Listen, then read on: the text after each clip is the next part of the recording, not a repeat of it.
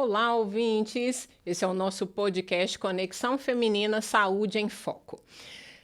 As emoções têm um grande impacto nas nossas vidas e a maternidade é uma condição que, por si só, já traz consigo um mar de emoções. Emoções que, às vezes, nos colocam de frente a versões de nós mesmas que não conhecíamos até então. Não é raro nem nos lembrarmos de quem éramos antes das crianças, depois de tantas transformações. Obviamente, todo esse universo complexo da maternidade tem um impacto na saúde, sobretudo na saúde mental e no bem-estar. Por tudo isso, hoje resolvemos falar sobre as emoções da maternidade, o impacto na saúde da mulher.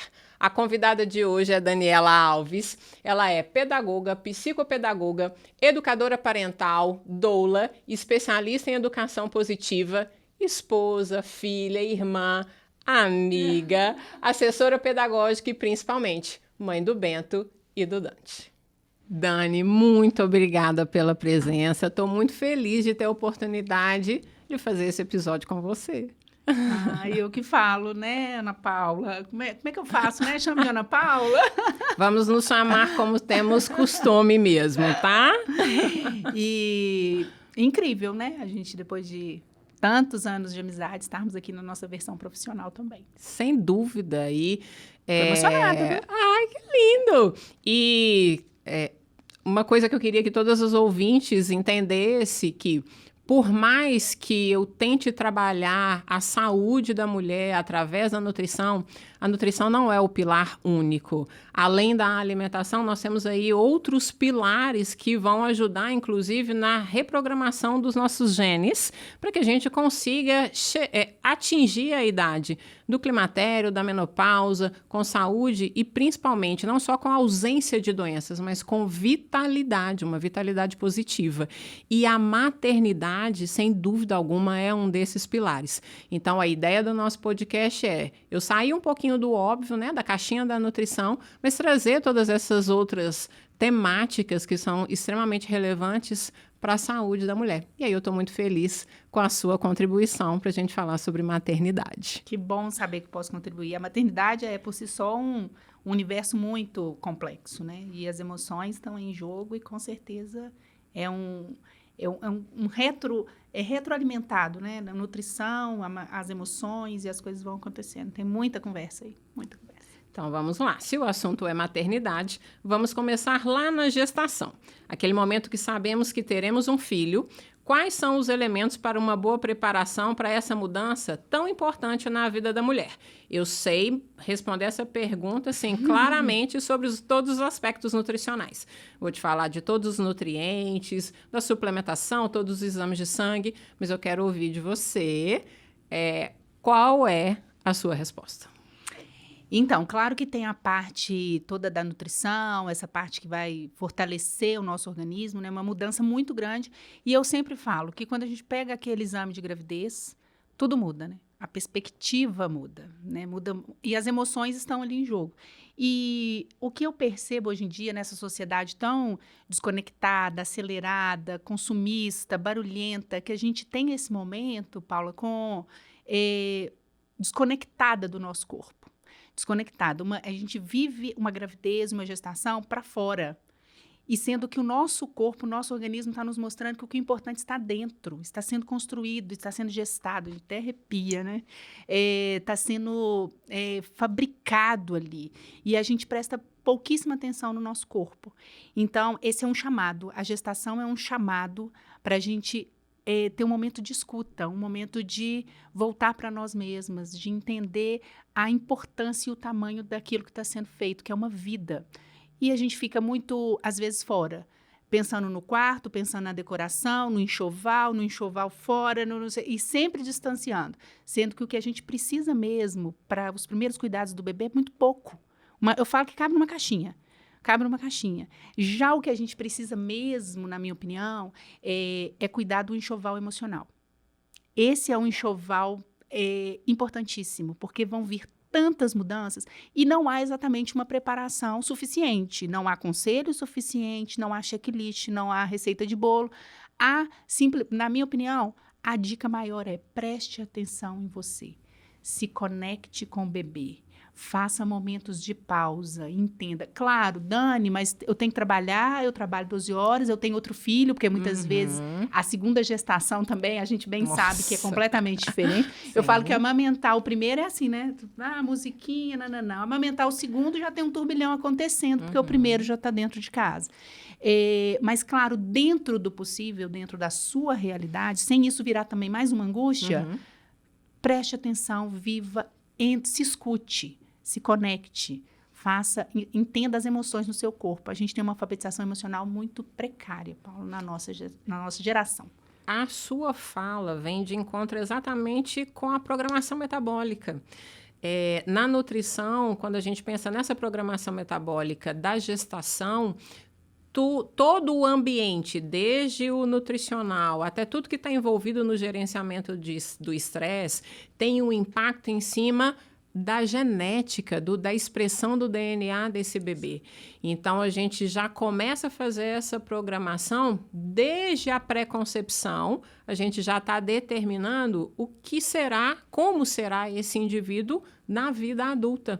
Então, eu coloco em todos os momentos o gerenciamento do estresse como um dos pilares principais na pré-concepção e até nas gestantes que eu atendo, dou a orientação nutricional, mas sempre com uma escuta de que, isso aqui é muito importante, você precisa desse nutriente, você precisa desse alimento, você precisa desse hábito, mas se for para isso ser uma válvula de estresse, não cabe, não vale a pena.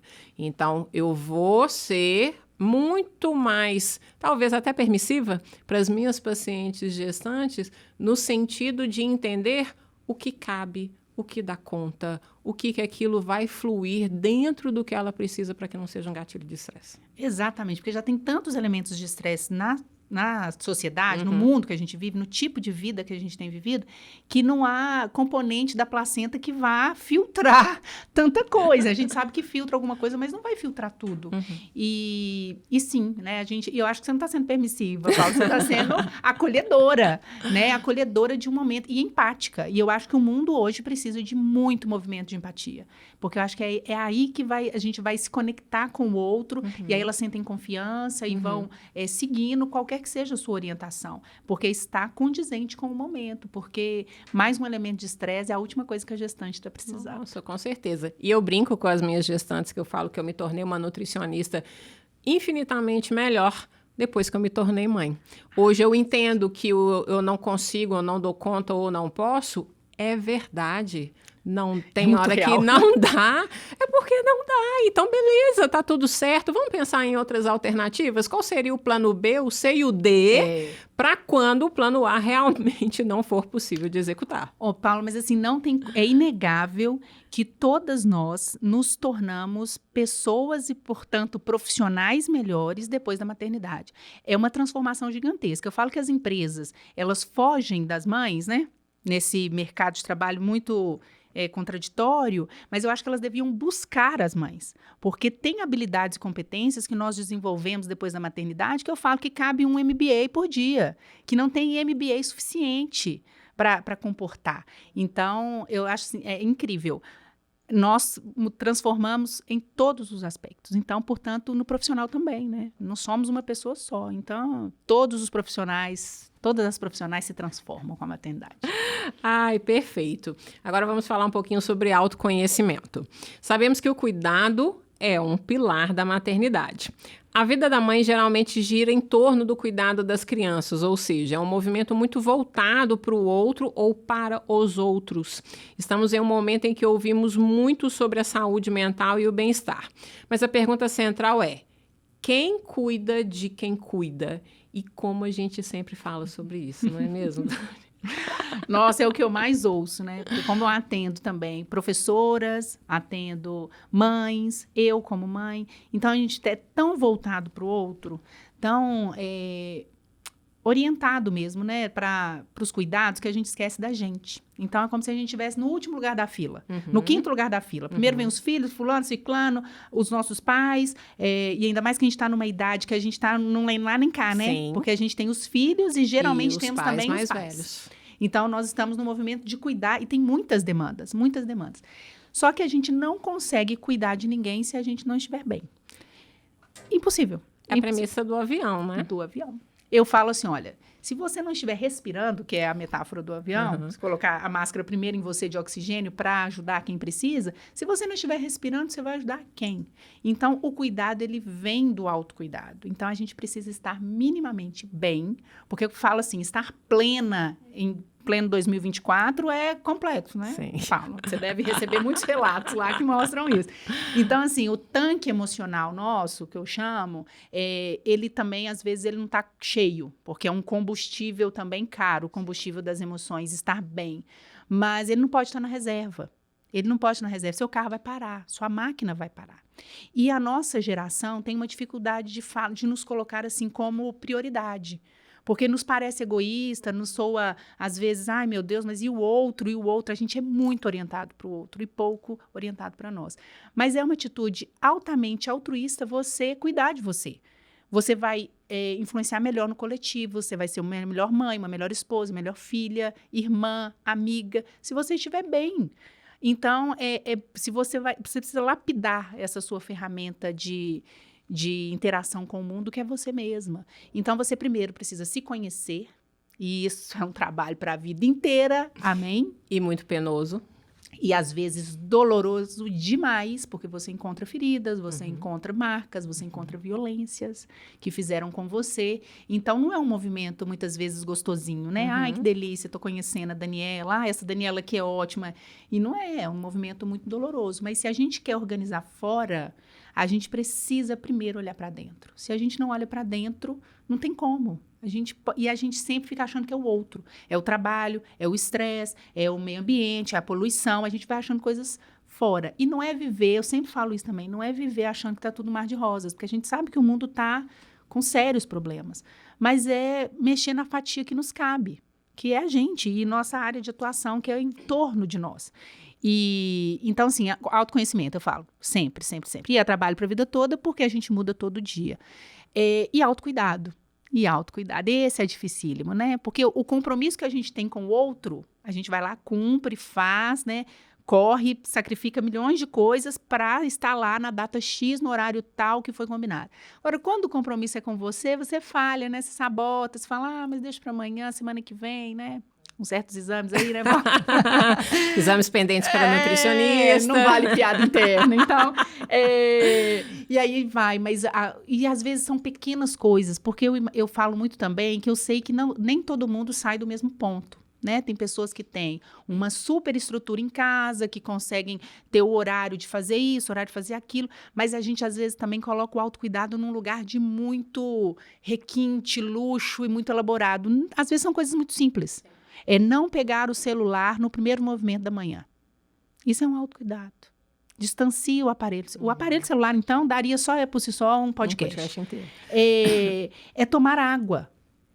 Gente, é ir ao filtro e pegar água. Perfeito. Né? Tô falando para mim mesma também. Então, assim, são dizer não. Sim. Dizer não. Quantas mulheres, e aí a gente vai falar de sobrecarga, que é um assunto inevitável quando a gente toca nesse assunto, mas falar não, sabe? Entender a sua demanda, entender o seu tempo, valorizar o seu tempo para você. Isso é difícil demais. Confesso que eu uso com muitas pacientes, inclusive, né, esse jargão do autocuidado como uma ferramenta de barganha, como uma ferramenta de convencimento, né? Porque quando eu percebo esse movimento da mulher se anulando, eu não faço atividade física, eu não cuido da alimentação, eu não tenho um momento de meditação, eu não tenho ferramentas para a minha saúde em função do outro, na maioria das vezes dos filhos, eu sempre questiono isso. Se você não cuida de você, na sua falta, quem vai cuidar deles? Então, volta para a história do avião, né? A máscara primeiro em você e depois no outro. Então, você precisa estar sempre muito bem. Em primeiro lugar, de saúde física. Correr atrás. Para que você também consiga uma saúde mental, para que efetivamente para que aquele que você julga que é o merecedor dessa doação imensa, realmente consiga receber o que você está doando. A sua melhor versão, né? Eu falo a sua melhor versão. Mas é interessante, isso tem a ver, inclusive, com amor próprio. E é bíblico, né? Amar ao próximo como a ti mesmo. Então, você precisa se amar, você precisa estar bem com você, porque aí tudo muda, a perspectiva da vida muda. Agora, se você está por dentro, estressada, amargurada e sem o benefício de uma atividade física, de uma saúde bem cuidada, você atropela todo mundo, e principalmente as crianças. E a gente está num momento de desconexão da gente mesmo. Então, eu falo, precisa se amar primeiro, para depois amar o outro, e principalmente os filhos. E eu falo assim, eu que tenho a rotina de viagem, né, eu estava numa loucura assim, ó, eu chegava 100% do tempo que eu estava em Belo Horizonte, eu queria estar com eles. Então, eu estava fazendo mais nada para mim, eu queria doar meu tempo inteiro, compensando tudo e tal. Aí eu falei, teve um determinado momento que, falei, opa, não é esse o caminho, porque eu não estou a melhor versão da Daniela mulher, da melhor versão da Daniela esposa, então eu não estou, por mais que eu fique 100% do meu tempo livre, com eles, eu não estou entregando a melhor versão. Então, não é esse o caminho. Eu tenho que estar com eles o tempo de qualidade, que é muito diferente do tempo todo. E quanto mais eu vou me nutrir como mulher, como amiga, com minhas relações sociais, minhas relações... É completamente diferente. Eu chego inteira para eles. Então, o momento que eu estou com eles pode ser menor de quantidade, mas é muito melhor em qualidade. Perfeito. E vamos falar um pouquinho agora da autorregulação das emoções. Então, a educação dos filhos também é um dos pratos que as mulheres tentam equilibrar, né? E eu sempre falo que nós temos inúmeros pratos para poder equilibrar. Inevitavelmente, algum vai cair todos os dias. Desde que a gente tenha a sabedoria de não deixar o mesmo cair, tá tudo certo. A gente consegue seguir aí com esse equilíbrio. Mas toda preocupação com uma performance materna também tem trazido uma certa angústia para as mulheres. E sabemos do impacto das emoções na saúde dessas mulheres. Como podemos cuidar de nós mesmas enquanto cuidamos dos filhos e do ambiente emocional das nossas casas? Nossa, essa pergunta cabe tanta coisa aí, né? Tanta coisa, porque como eu venho estudando, né, a educação positiva, nós podemos perceber que nós somos fruto de uma geração que teve ali a obediência como um grande pilar, como um ponto central. Então, a gente educa de uma maneira muito ainda, eu vou usar essa palavra, né, muito violenta. Muito violenta. A gente passa, e enquanto a gente não observa, nesse processo de autoconhecimento que a gente falou, enquanto a gente não observa na nossa trajetória as violências que nós sofremos, o que a gente não nomeia como violência, a gente perpetua. E se a gente perpetua esse ciclo violento, isso vai gerando um clima emocional nos nossos lares que vai contribuindo negativamente para que qualquer coisa flua. Então, vai virando um terror, porque quanto mais você está repetindo esses mecanismos, mais as crianças ficam desreguladas emocionalmente, mais você se envolve no turbilhão, e quando você vê, está todo mundo desestabilizado dentro da casa. E isso gera um estresse gigantesco. Nas mínimas coisas, né? Nas mínimas coisas. Nas mínimas coisas de rotina. No para casa, no horário do banho, no horário da refeição. Tudo é motivo para ser o caos. Tudo vira caos, porque tudo te gatilha. Se você não conhece os seus gatilhos, você vai ficar... tem autores que falam que os gatilhos emocionais são como um alçapão debaixo dos seus pés. E eles se abrem. Você está gatilhado, você sai de si. Né? Você não tem uma reação racional. E geralmente a palavra já diz, né? A gente está reagindo e não agindo. Então, quanto mais eu me autoconheço, quanto mais eu lido melhor com as emoções, menos eu reajo e mais eu ajo. Porque quem que é? E aí é triste, né, a gente falar que acaba sendo. Por isso que eu digo que é mais um prato para se equilibrar e mais uma angústia, porque acaba sendo mais uma coisa para a gente ter que se preocupar. Que sim, você, mãe, você, adulto da relação, é que tem que cuidar desse clima emocional. Não tem como fugir. Ah, Dani, mas eu trabalho 10 horas. Ah, Dani, eu tenho 3 empregos. Ah, Dani, eu tenho isso. Ah, Dani, eu tô com problema financeiro. Mas se não for você, vai ser quem? Sua criança de 8 anos? Sua criança de 4 anos? E a gente tem uma ideia muito que, assim, enquanto as crianças estão bem, agindo ali conforme o que a gente tem de script, nós estamos bem. Bem para nós. Bem numa visão que a gente chama de adultocêntrica. Adultocêntrica, ou seja, a favor do adulto, tendo o adulto como referência e não respeitando o desenvolvimento da criança. Porque, às vezes, o que a criança está fazendo é simplesmente uma atitude de uma criança de 4 anos.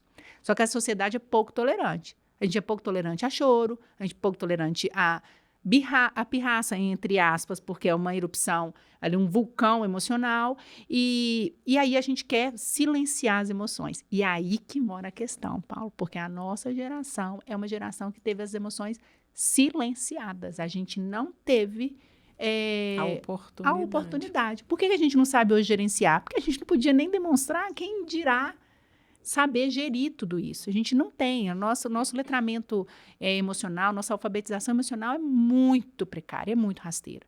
E hoje, soma isso tudo com internet, com rede social, com frustração, com consumismo, com barulho, com velocidade, com mudança. Tá todo mundo, essa escassez emocional, número de suicídio, a gente pode ir para vários lugares para essa conversa.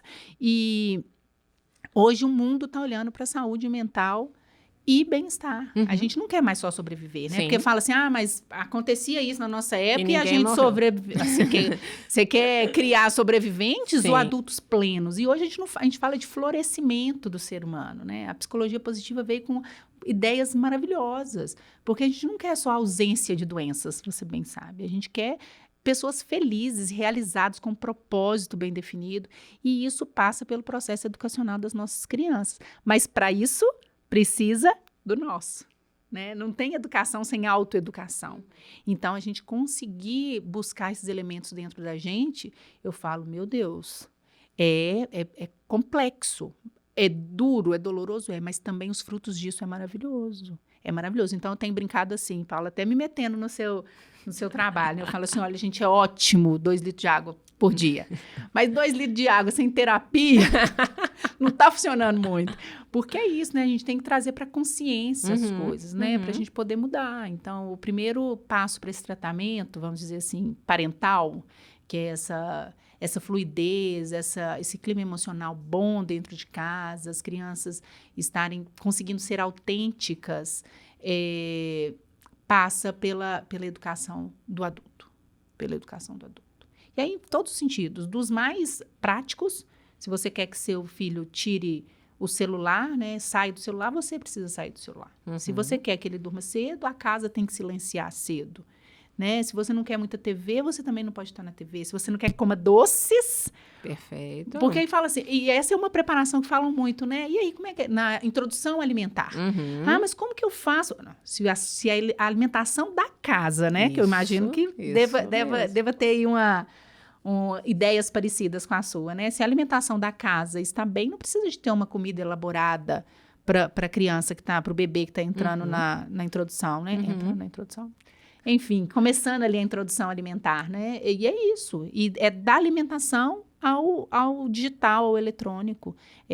A família tem que se empenhar nisso. E os adultos não estão muito afim. Por isso que a gente fala do comodismo do adultocêntrico, né? Do mundo adultocêntrico. Porque, às vezes, em prol do meu bem-estar, de eu continuar essa conversa aqui que está tão boa, eu dou-lhe o celular, eu deixo rolar, né? Eu deixo acontecer e eu vou porque é pelo meu bem-estar. Né? Não é nem bem-estar, pelo meu comodismo. E não é assim. Então, a gente tem que... É assim, tirou a tela, o que você entrega no lugar da tela? E aí, você tem que entregar presença. Perfeito. Presença. Perfeito. E presença hoje é tão difícil, né? Porque a gente está sempre dividido. É difícil porque para o adulto, hoje em dia, cada vez mais adultos workaholics, você trabalha a todo momento. Você trabalha presencialmente, mas você trabalha também virtualmente. E aí, com o trabalho virtual, independente da profissão, você trabalha 24 horas.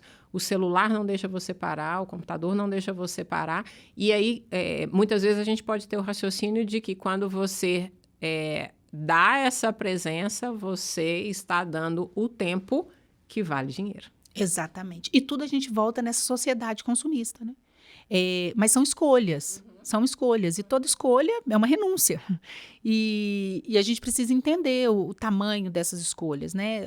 assim, e é cada um dentro da sua realidade. Não há receita, não há assim, faça isso ou faça aquilo, quem dera tivesse, talvez fosse mais fácil, né? Ou não, mas teríamos um caminho mais pragmático, mas é entender assim, é uma escolha. Então, assim, para que também que eu estou trabalhando tanto? Porque depois seu filho não vai lembrar dos presentes caros, ele vai lembrar dos momentos com você. Tem um pediatra, que é o Daniel Becker, que ele fala algo que é interessantíssimo. Ele fala assim, que é igual dízimo. Dê 10% do seu tempo livre para as crianças.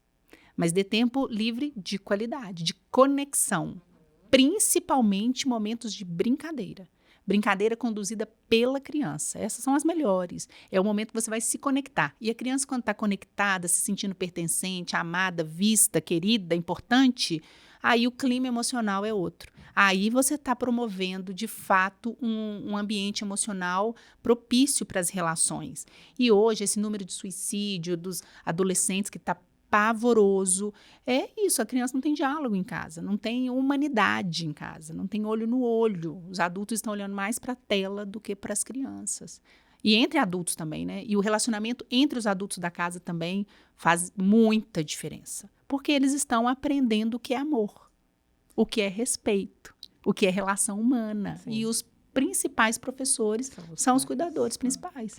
E da mesma forma que nós modelamos algumas inspirações, aqui mesmo na nossa conversa você citou profissionais, eu também cito as minhas preferências, as crianças vão sempre modelar nesses cuidadores, né? Então, pensando na minha área, uma coisa que eu falo sempre é isso, a criança vai ser conduzida pela educação nutricional que ela tem no lar. Então, se são pais que não têm uma nutrição adequada, não tem como a gente esperar algo diferente dessas crianças. Hoje, se a gente avaliar o índice de obesidade infantil, o índice de doenças crônicas não transmissíveis, que antes era coisa de pessoas velhas e que a gente identifica diabetes, hipertensão, gordura no fígado, em crianças, o primeiro questionamento é: quem foi ao supermercado? Exatamente. Quem comprou?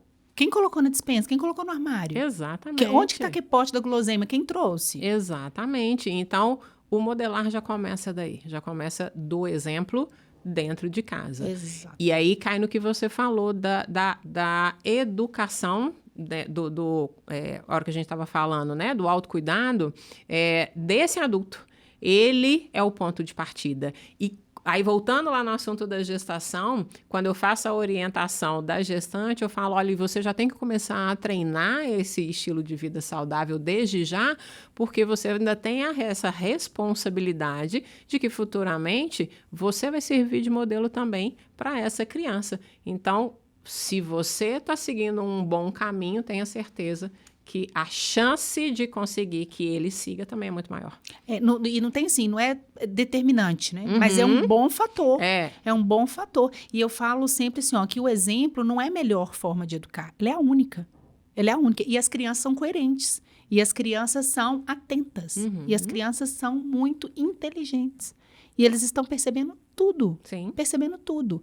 Então, é uma das coisas, e claro que não tem perfeição, não tem mãe, pai, cuidador principal perfeito, mas existe a possibilidade de estar conectado e de mostrar o que é violência, porque lá em casa mesmo, é claro que tem hora que eu perco também, né, a medida, que eu também cometo as minhas violências, e o que eu mais gosto é quando eles falam, isso não pode, mamãe. Isso aí você está fazendo uma ameaça. Isso você está fazendo chantagem.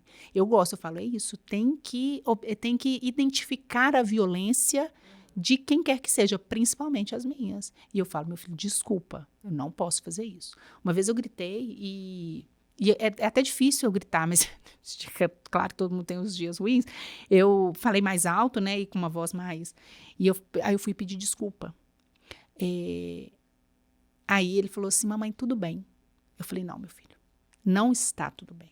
Ninguém pode gritar com você, muito menos eu.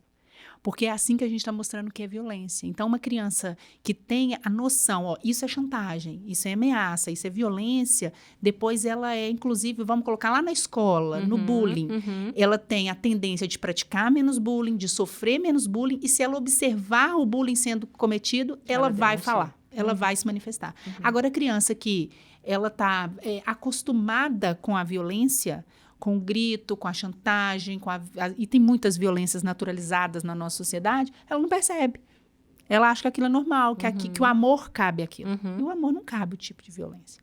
Agora, você usa uma palavra, né, a nutrição, né, Paulo? E a gente fala muito de estar nutrido emocionalmente. É muito importante que as nossas crianças estejam nutridas emocionalmente. Porque isso é a base. Isso é o que vai deixar com que elas cresçam com esse amor próprio, né, consolidado, nutrido. É isso, é nutrido. Porque se a gente nasce autêntico, assim, com amor próprio, com essa busca pelas nossas necessidades. A gente vai perdendo isso no meio do caminho.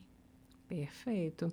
Agora, do mesmo jeito que a gente tem esse cuidado, né, com nós mães, nós mães não somos pessoas diferentes de nós mulheres. Oxe. Então, a gente também precisa dessa temática, né? Então, o mundo moderno é complexo, dinâmico e a sobrecarga para as mulheres é algo notório.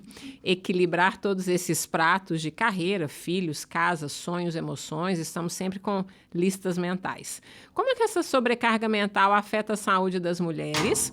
Quais são os seus impactos? Como melhorar esse aspecto? Principalmente quando a gente pensa na relação com o parceiro, quando a gente pensa em libido, quando a gente administra tudo isso dentro do lar. Nossa, dá até um cansaço nessa pergunta. Já fica até cansada, né? Porque a sobrecarga mental é uma coisa real, cruel e pouco debatida. Pouco debatida. As pessoas não observam. É naturalizado.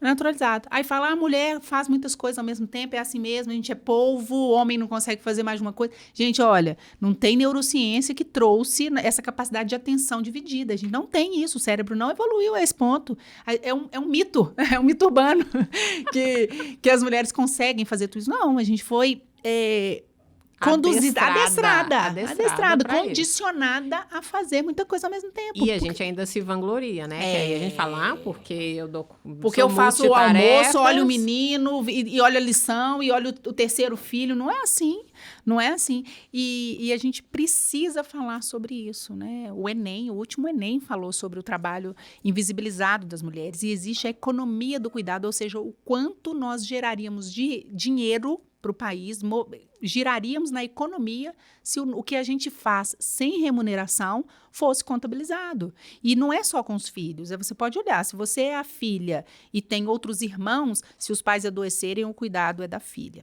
Da irmã, é tudo. É como se o cuidado fosse natural só das mulheres. E, poxa, se eu tô com... Aí eu vou falar de um relacionamento heteronormativo, né? Que é a minha realidade, mas...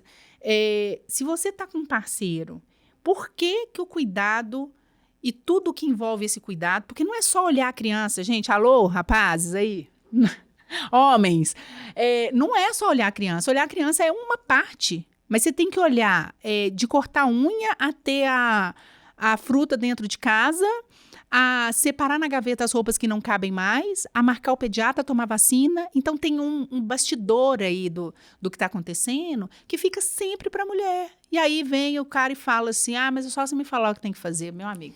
Se for para falar o que é para fazer, eu já fiz metade. Já fiz metade. E aí a gente tem que ressignificar isso também. Dá trabalho? Dá. Investimento de muito tempo, né? E uma disposição sua de buscar isso com seu parceiro. E isso mexe fundamentalmente na libido, né, Paulo? Também não sou dessa área exatamente, mas não precisa ser especialista para falar. Poxa, ninguém quer transar quando está exausta. Você está exausta, você quer o quê? Dormir.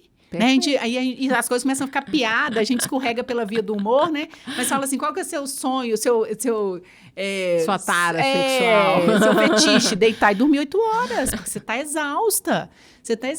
Então, assim, e eu falo que o melhor afrodisíaco é ver seu companheiro, nessa relação homem e mulher, o seu companheiro assumindo a parte que lhe cabe na paternidade.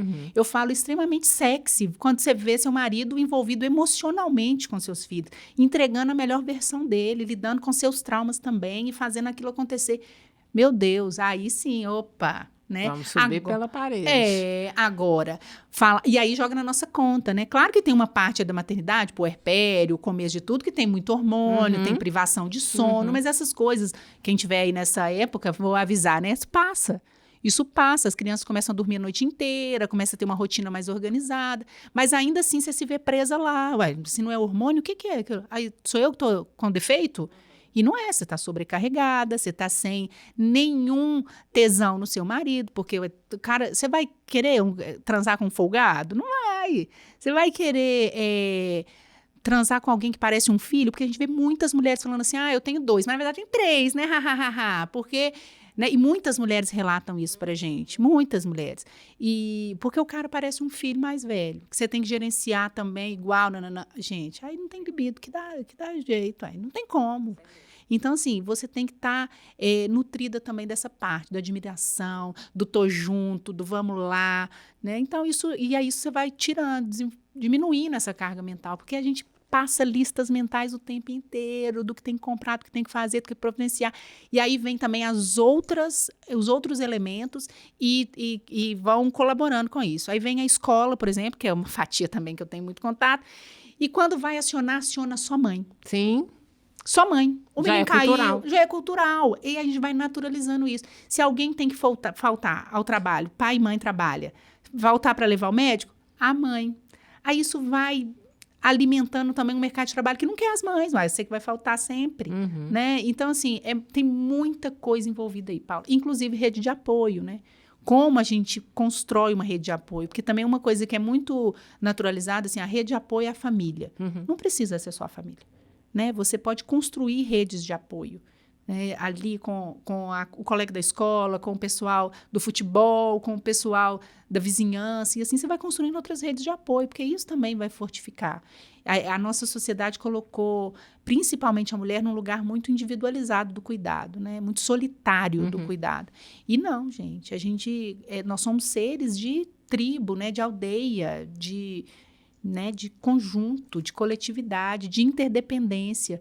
E a gente está afastado dessas nossas raízes. E sozinha a gente não consegue. A gente fica cada vez mais sobrecarregada. E ainda se culpa de não estar querendo sair, de não estar querendo transar, de não estar com alegria de viver. Claro, a gente está esgotada.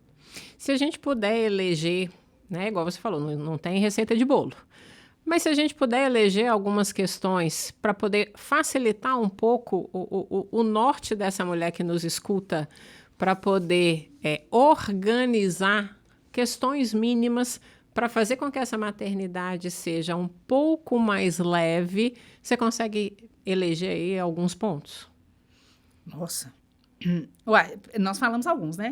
Autoconhecimento e autocuidado. Okay. Cabeça de chave. Eu acho que é cabeça de chave. E aí, desse autoconhecimento e autocuidado, a gente pode pensar desde a terapia até momento de lazer.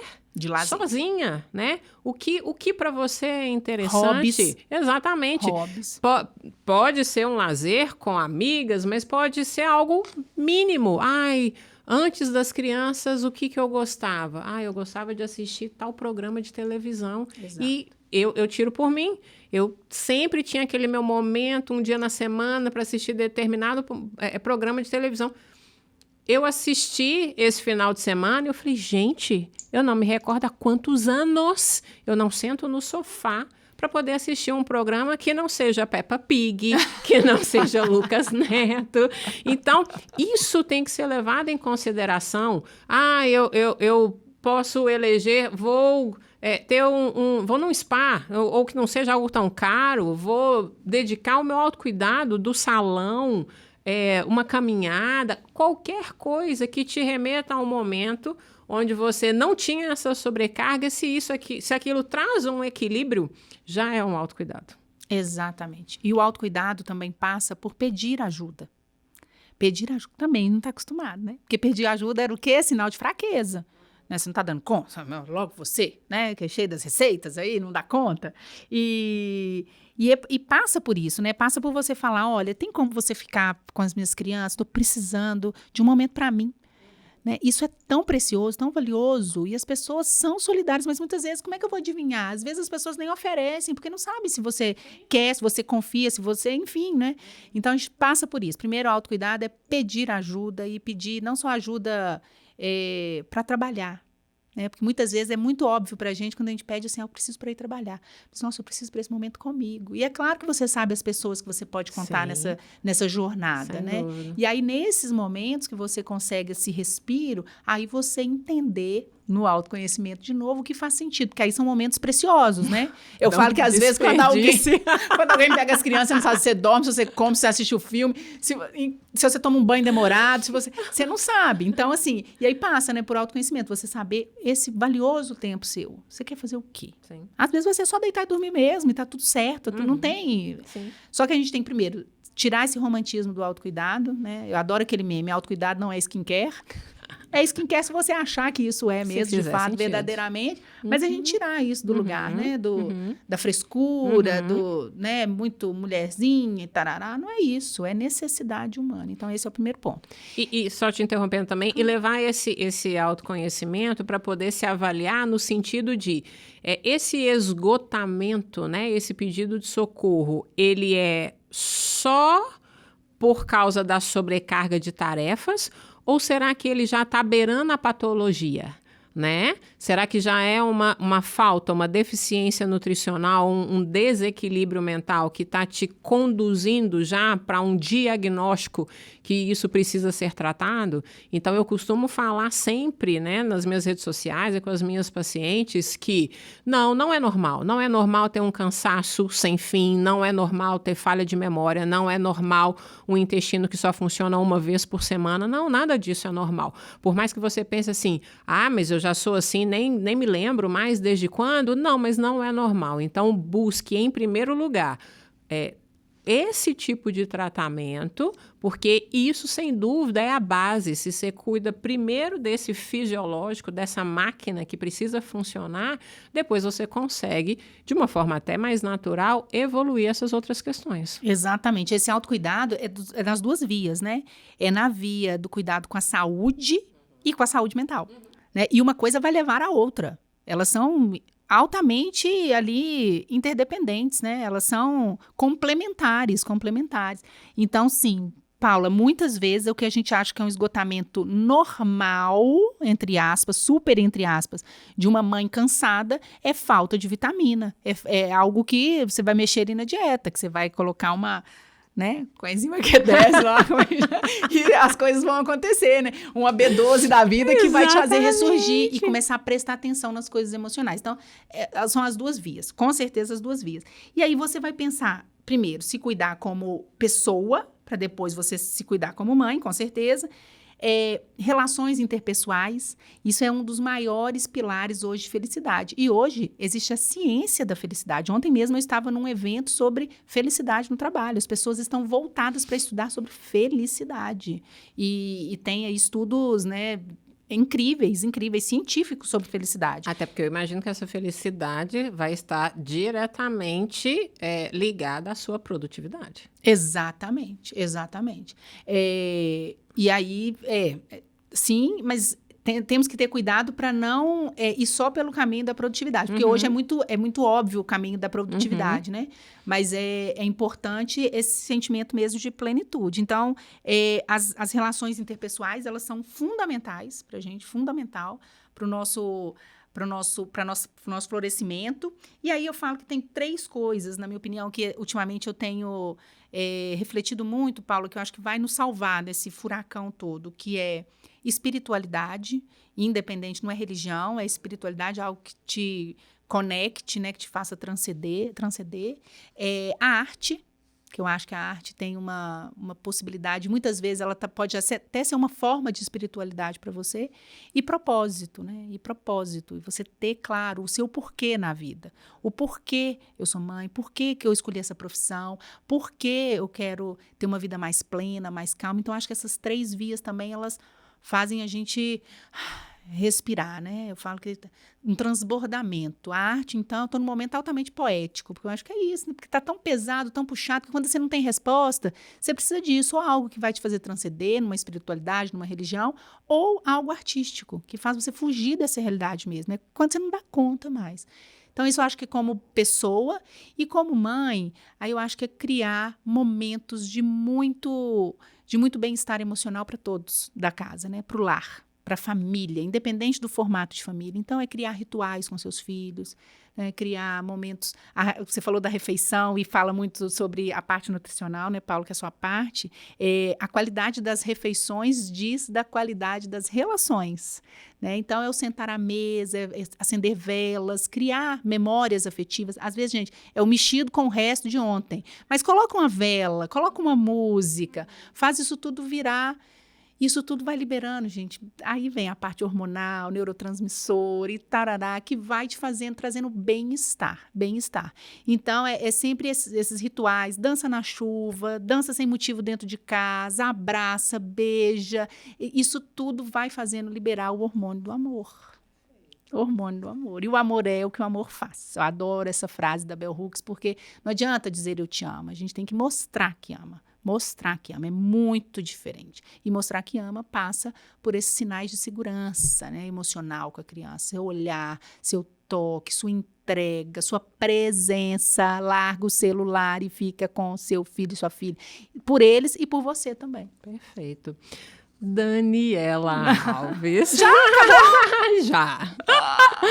Muito obrigada, minha amiga, minha irmã, minha comadre. Foi muito bom mesmo. Você domina completamente o assunto e eu espero que as nossas ouvintes consigam realmente fazer com que essa maternidade seja leve, que é o nosso propósito desde que a gente levantou a temática do podcast, que eu apresentei isso para você. A gente, em momento algum, questionou que esse seria o tema, né? E eu espero que isso entre na saúde da mulher, sempre de uma forma extremamente relevante, porque isso é um percentual muito, muito, muito significativo na nossa vida.